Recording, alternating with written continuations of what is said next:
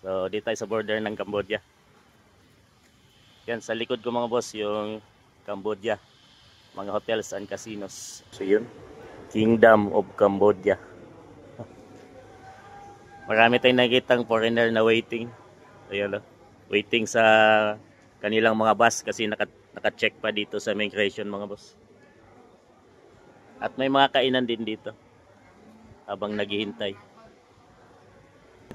So dito mga boss sa Vietnam, no, pag walang ipit itong passport mo ng pera mga boss ay matagal ka nilang pansinin.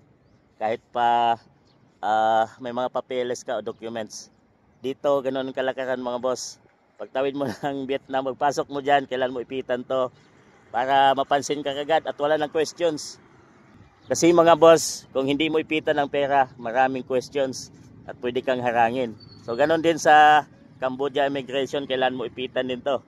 So total, ang naipit ko ay 400 dong or 800 sa Philippine money. So para mabilis ang process, unahin ka talaga nila mga boss pag maipit to. So yan na yung mga bus na exit na. Dito yung papasok pa Cambodia, ito exit ng Cambodia. So dito magawi mga boss, Vietnam na. So babalik na ako ng Vietnam sa aking company. So punta na ako, exit na ako doon, andun na yung car ko. Waiting na. Yun mga boss, 7:30 pa lang. Umalis na ako papuntang Mukbay International Border mga boss, no, para ayusin ang aking visa. So ito mga boss, may kasama ako isang Taiwanese dahil bibisit siya doon sa kabila naming company na dyan sa Cambodia mga boss. So dito tayo sa border at mula dito mga boss ay bawal nga mag-video pero patago wala akong kumuha mga boss, no, dahil maraming mga police or immigration na nandyan. So ito yung harap natin mga boss ay ang border ng Vietnam. So papasok tayo dyan sa immigration mga boss at magpapatatak lang tayo, tatawid tayo doon sa kabila. So dito na tayo sa immigration mga boss. Yan mga boss, nakalampas na kami ng Vietnam immigration. So papunta na kami ng, yun, dalawa kami. Punta kami ng Cambodia immigration. Yun mga boss. Saka waiting dito yung mga motor na pwede kang sumakay at saka yung mga container van na papasok dyan sa border. So waiting sila para sa immigration.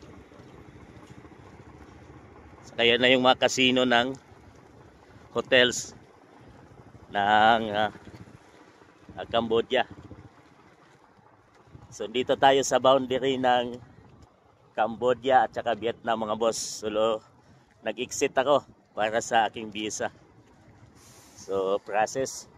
Itong kasama ko, Taiwanese, ipupunta siya, tutuloy siya doon sa factory namin. May factory kami. Pagtawid mo niyang border na yan, may factory kami dyan. Yan, Cambodia. Cambodia. Ready in Cambodia. Yan na yung lane ng mga bus mga boss, toll gate. Tapos dito yung Cambodia immigration. Pasok tayo dito. Dito naman yung kabila palabas. Pasok tayo dito at magpatatak tayo ng ating passport. So yan na yung ating visa mga boss, na-process ko na. Dito na ako sa labas ng border ng Cambodia.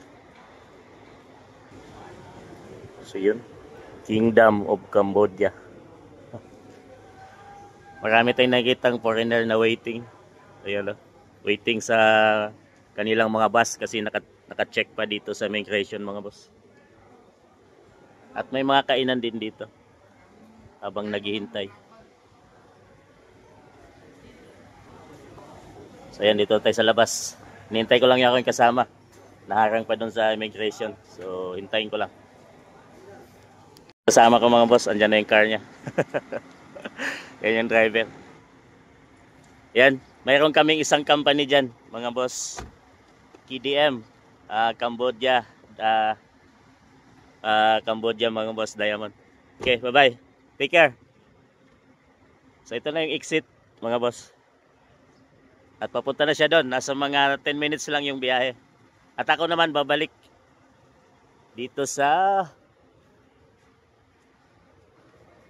So bawal dito mga boss, mag video. Kaya lang patago lang. So yan na yung mga ng building ng mga Cambodia mga boss. Mga casino at mga hotels. Tapos ako babalik dyan mga boss. I-exit ako dyan. Migration uli. Babalik uli ako sa border ng Vietnam. So dito tayo sa border ng Cambodia. Yan sa likod ko mga boss yung Cambodia. Mga hotels and casinos. Exit naman yan mga boss. Pabalik ng Vietnam, Ho Chi Minh. So daan tayo babalik kasi nagpaano lang ako ng visa. Ayos na. Kaya dito exit na tayo. Mga boss, dito sa kinatatayuan ko, ayan yung Cambodia border. Immigration mga boss. So, dyan man mga boss yung Vietnam border immigration. So, malapit lang mga boss. Kita mo na yung border. Pero, yung SIM card na gamit, Vietnam SIM card na gamit ko mga boss ay hindi na gumagana dito. Itong gamit kong cellphone mga boss ay hindi na gumagana. So, meaning nasa ibang bansa na tayo. Border lang ang pagitan mga boss, pero hindi na gumagana yung gamit kong SIM card kasi andito na ako sa Cambodia. Border pa lang to mga boss, boundary. Pero yung gamit kong SIM card ay hindi na gumagana. Andun lang yung Vietnam mga boss. Oh. Yan yung Vietnam border immigration. Ganun lang kalapit, kita mo na. Walking lang, naglalakad lang ako papunta doon. Pero ganun ka high-tech mga boss no. Hindi na gumagana yung SIM card ko. Na-block na. Pag bumalik ako doon mga boss. Pag bumalik ako doon. Side na yon. Side na yan. Vietnam na yan. Gagana na uli yung SIM card ko na gamit ko. So tapos na. Naayos ko na yung visa ko mga boss. Nakatatak na ako. Babalik na ako ng Vietnam mga boss. Dito. Exit na uli ako. Pabalik ng Vietnam. So balik na tayo sa Kingdom of Cambodia. Natawag nilang kingdom mga boss no. Kasi nga yung mga building nila gano'n no. Parang king. King kasi dito yung presidente o yung hari mga boss, king. So yun, naglalakad tayo dito mga boss. Tsaka mainit na yung klima dito. Yan yung king nila mga boss oh, yung hari. Yan yung hari nila. Dito sa Cambodia. So, patago tayo mga boss dahil may migration doon. May mga pulis. Bawal mag-video. So, patago lang yung ginawa natin. Tsaka makikita natin ito mga boss, ito yung dalawang flag. Ito yung flag ng Cambodia. Meaning, pagtawid ko dyan, Vietnam na. Ito, Cambodia pa itong inatayuan ko at ito na yung flag ng Vietnam. Yan. Ito yung flag ng Cambodia. So dito sa side na to ay boundary. So tatawid na ako ng Vietnam. Oh, pagdating ko dito mga boss, flag na ng Vietnam. So Vietnam na to. At ito na yung Cambodia. Iniwanan ko na. Pasok na tayo sa Vietnam. So dan naming waiting ng mga container van. At ito exit na to mga boss papuntang Vietnam. Ito papasok ng Cambodia. So lahat ng bus dito ay dadaan sa immigration. Kagaya niyan, waiting yung mga bus para magpa-tatak ng kanilang mga passport. So yan yung mga ano niyan mga boss. Di ka agad-agad makapasok. Yung kanilang hari mga boss. Kingdom of Cambodia. Bye-bye. Kahit pa paano, nakakating din tayo ng ibang bansa. Vietnam to Cambodia, mga boss. So, third time ko nang makapunta dito para sa visa. Kasi dito yung madaling process sa visa, mga boss.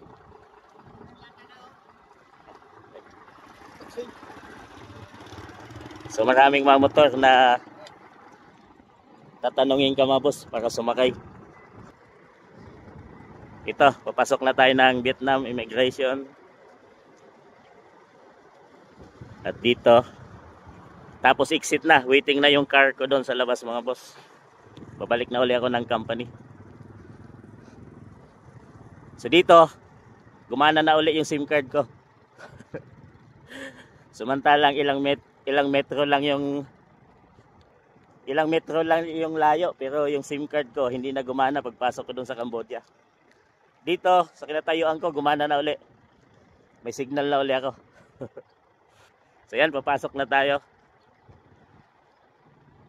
ng Vietnam. Doon kasi mga boss, di na mabasa yung sulat. Ito nababasa na natin, may letter na. Doon sa Cambodia, yung sulat nila ganyan, no? Hindi mo mababasa mga boss. Walang letter. Parang mga uod na pagkasulat. Ito mga boss, exit na lang mga boss. Galing na ng Cambodia, papunta ng Vietnam. Dito. Pero bababa muna yung mga pasahero, dadaan dyan sa immigration. So yan, oh. Lahat ng pasahero bababa dyan. Ito, mayroon na. Para pumasok sa immigration. Pa-clear muna yung kanilang passport. So patayin natin mga boss dahil bawal na dito ang video. Mga boss, nakalabas na ako sa Vietnam immigration. Ito, Vietnam immigration. At ayos na yung passport ko. Ayos na yung visa. Ito na yung exit ng mga bus mga boss. At nandun na yung exit Mumbai. Ito mga boss, Mukbay or Mumbai. Mukbay, Babet mga boss. Ang pangalan ng lugar na to. So doon, exit ako doon. Ando na yung car ko. Naghihintay. So yan mga boss. Nasa kalahating oras lang yung inano ko. Mula dito sa Vietnam immigration, tawid doon sa Cambodia immigration. Tapos bumalik ako agad. Para lang matatakan tong aking passport mga boss. Dahil yun ang required para sa aking visa. So kailan ko mag-exit ng ibang bansa. So dito ang pinakamalapit na ibang bansa sa Cambodia. Dahil boundary lang to ng Vietnam. Tsaka mayroon kami isang company dyan mga boss. Ano din namin, company ng may-ari dito sa Cambodia. So marami din akong kasamahan ng mga Pilipinong nandyan. So dito mga boss, mainit na. So dito mga boss, sa Vietnam, no, pag walang ipit itong passport mo ng pera mga boss, ay matagal ka nilang pansinin. Kahit pa may mga papeles ka o documents. Dito, ganoon kalakaran mga boss. Pagtawid mo ng Vietnam, magpasok mo dyan, kailan mo ipitan to para mapansin ka kagad at wala ng questions. Kasi mga boss, kung hindi mo ipitan ng pera, maraming questions at pwede kang harangin. So ganoon din sa Cambodia immigration, kailan mo ipitan din to. So total, ang naipit ko ay 400 dong or 800 sa Philippine money. So para mabilis ang process, unahin ka talaga nila mag boss pag maipit to. So yan na yung mga bus na exit na. Dito yung papasok pa Cambodia, ito exit ng Cambodia. So dito magawi mga boss, Vietnam na. So babalik na ako ng Vietnam sa aking company. So punta na ako, exit na ako doon, andun na yung car ko. Waiting na. So mga boss, daming taxing waiting para sa mga galing lumabas ng exit ng Cambodia. Mukbay International Border Gate. So dito tayo sa Mukbay International Border Gate mga boss ng Cambodia at Vietnam. So ito pa Vietnam, Ho Chi Minh. So nahanap ko aking car. Kasi kanina dito siya naka-parking. Mukbay Dry Port. Tangang Mukbay Dry Port. Mukbay International Border Gate. Dami ng car dito. Waiting. So hintay ko lang yung aking sakyan. Nasaan na kaya? Tinawagan ko na eh.